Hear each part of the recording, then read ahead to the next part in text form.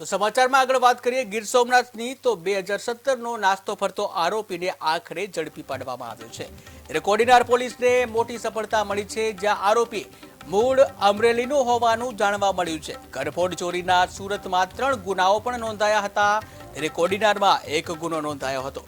તો મહત્વના સમાચાર સામે આવી રહ્યા છે ગીર સોમનાથથી જ। ગીર સોમનાથમાં 2017નો નાસ્તો ફરતો આરોપી આખરે પોલીસ સકંજામાં આવી ગયો છે। કોડીનાર પોલીસને આ સફળતા મળી છે। કોડીનાર પોલીસે 2017થી નાસ્તો ફરતો આરોપી છે તેને ઝડપી પાડ્યો છે। ટીવી સ્ક્રીનના દ્રશ્યોમાં જોવા મળી રહ્યો છે જે આરોપી 2017થી નાસ્તો ફરતો હતો, પરંતુ આખરે કોડીનાર પોલીસના હાથે આ નાસ્તો ફરતો આરોપી ઝડપી પાડ્યો છે।